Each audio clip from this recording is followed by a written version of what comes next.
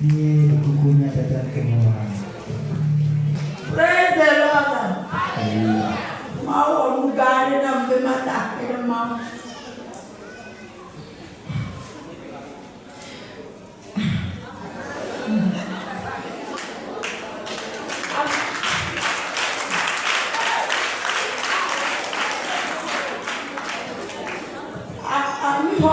Amero va louer le diable. Donc Anawa de fa Océana nous les Kaji. Donc Océane les Kaji. Donc Anea Océane les Kaji.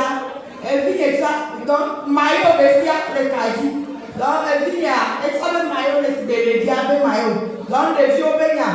Donc et puis il y a que ils quoi Mayo va menaber des gens donc Mayo a mis les Kaji.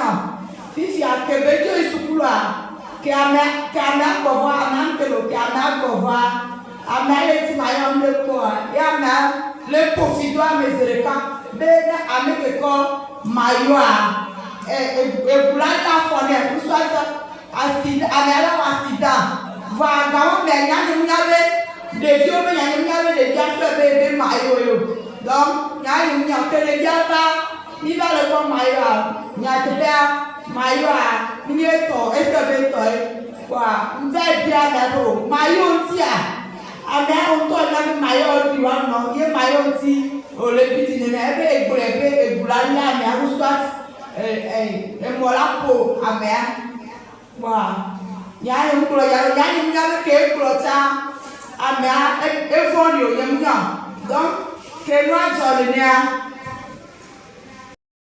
de so ati sopo evinye baavo sigbe bi bebe ni kwa afwa de bien batelezo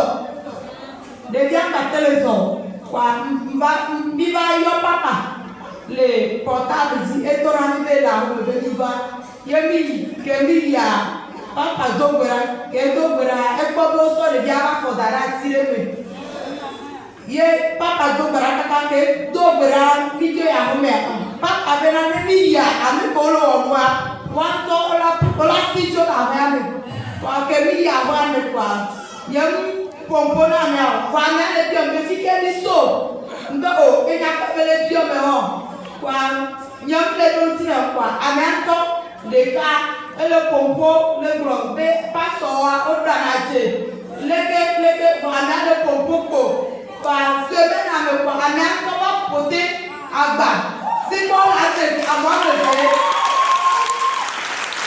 nous avons passé dans le secteur avec un propre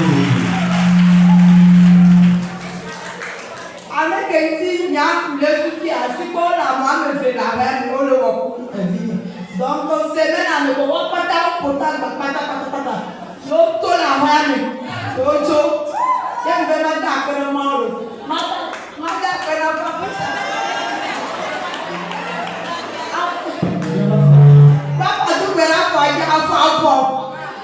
afọ keke ndekpe mbala oviyo ye mbema dakpela papa beye wodolo parce que na Yesu va dire. Alors, la maman ici présente voudrait remercier le Seigneur ce soir car le Seigneur a fait de merveilleuses choses dans sa vie. Et elle continue à dire que c'est comme ça. À la maison Mayo, elle a séché et également son enfant aussi a séché pour lui. Et pour les affaires des enfants, elle croyait que comme les maillots se ressemblent, elle croyait que c'est son maillot qu'elle a pris. Et du coup, la personne a commencé par injurer les gens et a prononcé des paroles de malédiction sur cette dernière qu'elle sera frappée par un accident. Et c'est comme ça, du coup, quand son enfant est rentré à l'école, dans leur amusement, il y a un de ses enfants qui ont frappé le pied de son enfant. Et du coup, l'enfant a commencé par sentir des malaises au niveau de ses pieds. Et elle a appelé l'homme de Dieu supportable. Et l'homme de Dieu l'a dit de venir auprès de lui à la maison. Et c'est comme ça, elle s'est rendue chez l'homme de Dieu à la maison. Et l'homme de Dieu a prié pour eux. Et dans sa révélation, l'homme de Dieu voyait qu'il y a certains qui étaient dans leur maison. Et après cela, eux-mêmes vont commencer par déclarer cela. Et vont fuir tous dans la maison. Et après son entrée à la maison, elle a constaté que ces gens-là le posaient la question d'où viens-tu et que les hommes de Dieu ne font que mentir dans leur compte. Et c'est comme ça ils ont commencé à dire de n'importe quoi et eux-mêmes ont jugé bon de plier leur bagage pour partir.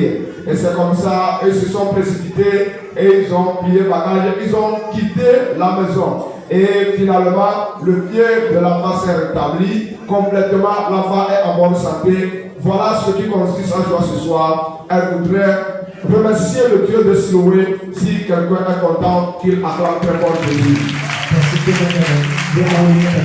Acclame Jésus pour la vie de notre